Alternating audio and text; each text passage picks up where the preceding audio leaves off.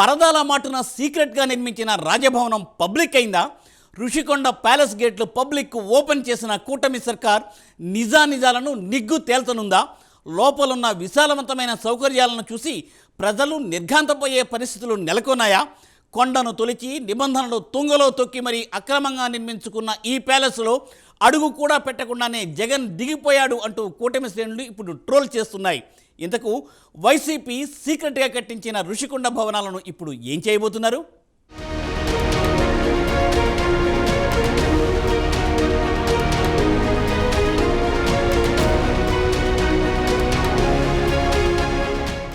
Rushikonda palace ఇప్పుడు రెండు తెలుగు రాష్ట్రాల్లో చర్చనీయాంశంగా మారిపోయిన టాపిక్.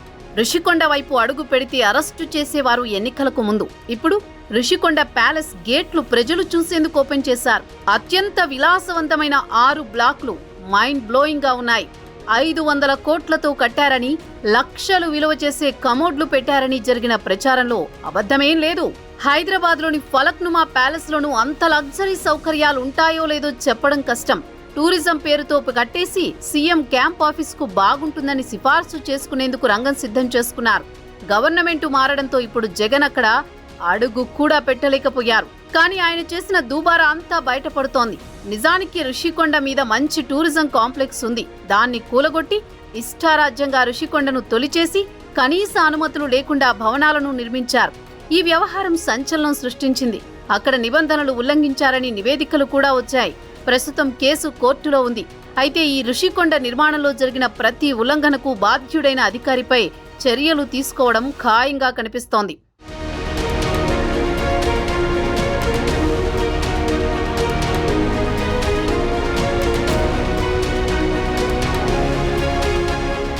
దాదాపు 500 కోట్లు వెచ్చించి అంత పెద్ద ప్యాలెస్ సముదాయాన్ని నిర్మించాల్సిన అవసరం రాష్ట్రానికి ఏమొచ్చింది అన్న ప్రశ్న ప్రజల మెదళ్లను తొలిచేస్తోంది. ఇప్పుడు ఆ బెడ్రూమ్ చూసారా, ఆ బాత్రూమ్ చూసారా అంటూ రాష్ట్ర వ్యాప్తంగా ఎక్కడికక్కడ జనం ముక్కున వేలేసుకుంటూ చర్చించుకుంటున్నారు. నిన్నమొన్నటిదాకా ఋషికొండ అంటే ఓ నిషిద్ధ ప్రాంతం. లోపల ఏం జరుగుతుందో అధికార పార్టీ నాయకులకు తప్ప ఇంకో మనిషికి తెలియదు. అంత రహస్యం, రాజకోట రహస్యం అన్నట్లు ఆ నిర్మాణాల్ని చాలా గుట్టుగా చేపట్టారు. అధికారులతో కమిటీలు వేశారట. ఆ అధికారుల అనుమతితోనే అన్నీ చేశారట. కేబినెట్ నిర్ణయాలకు అనుగుణంగానే అన్నీ జరిగాయట. కేబినెట్ అంటే ఎవరు? అధికారులంటే ఎవరు? అప్పట్లో అంతా వైసీపీ అధినాయకత్వమే కదా. వైసీపీ అధినాయకత్వం కనుసన్నల్లోని అంతా జరిగిపోయింది. ప్రజాధనంతో నిర్మించే భవంతి ఎలా ఉంటుందో ప్రజలకు తెలియకుండా పోయింది. అప్పట్లో టీడీపీ, జనసేన, బీజేపీ కూటమి అధికారంలోకి వచ్చాక ఆ రాజకోట రహస్యం బయటపడింది.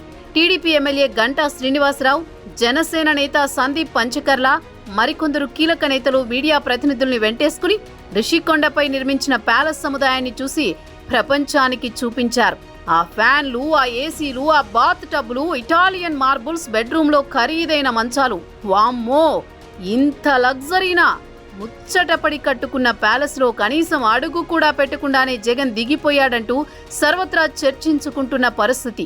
ప్రభుత్వం ఏదైనా ఒక నిర్మాణం చేసేటప్పుడు దాంట్లో రహస్యాలు ఉండవు. బహిరంగంగా ఆ బిల్డింగ్ దేనికోసం కడతా ఉన్నారు, ఎంత విస్తీర్ణత కడతా ఉన్నారు, ఎంత ఎస్టిమేట్తో కడతా ఉన్నారు, అందులో ఏమేమి ఫెసిలిటీస్ ఉంటాయి, ఇవన్నీ డ్రాయింగ్స్తో సహా బయట డిస్ప్లే చేస్తారు. కానీ దానికి భిన్నంగా దీన్ని అత్యంత గోప్యంగా, నాకు తెలిసి బహుశా ఈ దేశంలో ఏ భవనం కూడా ఇంత వివాదాస్పదం కానీ ఇంత సెన్సేషన్ కానీ క్రియేట్ చేసి ఉండదు. ఎందుకంటే ఆది నుంచి కూడా ఈ బిల్డింగు స్టార్ట్ చేసిన దగ్గర నుంచి కూడా అన్ని వివాదాలే. ఎందుకంటే ఈ ఋషికొండ ఏదైతే హిస్టారికల్ ఇంపార్టెన్స్ ఉన్న కొండని, ఆ పచ్చటి గ్రీనరీ ఉన్న కొండని విధ్వంసం చేసి దీన్ని బోడిగుండు చేయటం కానీ, లేకపోతే లాభాల్లో నడుస్తున్న టూరిజం దాన్ని ధ్వంసం చేసి ఇక్కడ ఆయన క్యాంప్ ఆఫీసర్ అని చెప్పి కట్టుకోవడం కానీ దాన్ని క్యాంప్ ఆఫీసర్ని ధైర్యంగా చెప్పి కట్టే ధైర్యం కూడా చాలా పోయారు. ముందు టూరిజం అన్నారు, లేకపోతే దీనికి రకరకాల పేర్లు చెప్పారు. దీన్ని 5 స్టార్ హోటల్ అన్నారు. కొంతకాలం లేదు ముఖ్యమంత్రి క్యాంప్ ఆఫీస్ అన్నారు. చివరికి వెబ్సైట్లో పెట్టి మళ్ళీ దాన్ని కూడా కొట్టిదే, ఇది కరెక్ట్ కాదు, ఇది చివరికి టూరిజం అని చెప్పి కూడా చెప్పడం జరిగింది. దాని ఎస్టిమేట్లు కూడా చాలా గోప్యంగా ఉంచారు. ఫేజ్ 1 అన్నారు, ఫేజ్ 2 అన్నారు, ల్యాండ్స్కేపింగ్ ఎంత పెట్టారు, డిస్మాంట్లింగ్ ఎంత చేశారు, ఇవన్నీ కూడా ప్రతిదీ వివాదాస్పదమైంది. మామూలుగా మిమ్మల్ని ఒకటే నేను అడుగుతా ఉన్నాను, మీడియా ద్వారా జగన్మోహన్ రెడ్డి గారికి.